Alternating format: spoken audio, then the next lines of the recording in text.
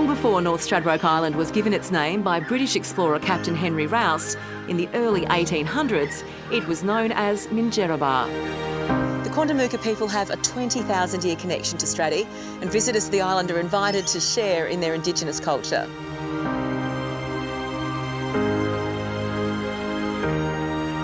New Knuckle man Matthew Burns has a knack for storytelling that brings Aboriginal history and ancient practices to life.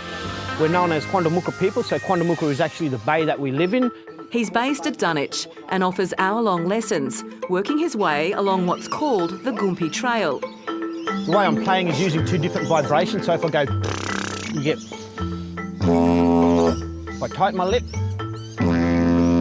you hear the difference in that? Guests have the chance to get hands-on as they're shown survival skills. You need patience, persistence? No, just more strength and power.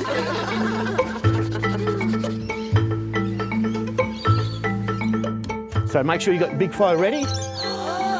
And there's our fire. Matty, what made you decide to get started on the tours? I just wanted to share our culture with the wider community. I've always loved history, you know, any sort of history, but I've got my own history here, which is the oldest history in the world. Down on the shore, we're shown something very special. A midden's a term we hear a lot, isn't it? Explain it to me. Yep, so a midden is basically a rubbish stump that's left behind by the old people, but also in that you'll find tools. This is a fairly old one, said to be around 10,000 years old, this particular site. And Matt, this is obviously quite an important site. Is it okay that we're here having a look, wandering through? Yeah, quite welcome to come and have a look, but all this is protected now, so that means you can't take any rock or shell or anything from this area. As part of our tour, Matt explains how macaranga trees provided weapons and first aid, how the cotton tree was used for clothing, and how boomerangs were used to hunt the island's parrots, ducks and flying foxes. So we just step forward and throw. Whoa! Oh! Yeah, that's how we roll. I think there's a fair chance I'm not going to be able to replicate what you just come did. on. You wouldn't want to rely on throwing skills to feed the tribe. If it's thrown too straight, it will cut the wind. Too flat, the wind will send it straight up. And even if it's thrown well, it can sometimes come back to bite you on the backside. Now panic. Watch yourself. You're supposed to catch it with your hands, not your bum. Well, it was very accurate. Time to step out of the danger zone and meet another Indigenous local. Dunwich artist Delvene Cockatoo Collins expresses her culture through art. At Handmade on Minjerribah, she tells contemporary stories of life on the island. In your work, you can see so many aspects of the island.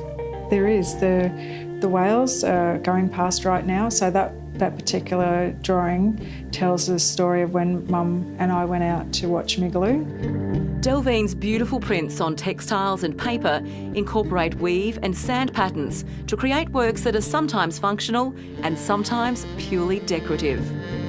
She works with a modern eye, but with a respect for tradition. The weaving technique she and her mother use was passed down from an elderly auntie. This is the freshwater reed called yunge, and it's only found in a few places on the island. And you remove the reed very carefully to make sure that you leave the root system so that it can regrow quickly. Delvene's other talent is in working with clay.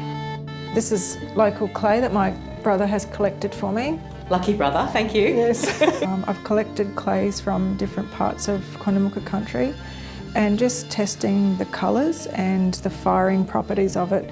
So I will be printing on the stained papers. There's so much talent in the Aboriginal community on Straddy. If you're curious about its connections to the land, then on your next visit, be sure to book a tour along the Goompi Trail with Matt. And while you're in Dunwich, pop into Delvene's Made on Minjerribah studio in Stradbroke Place.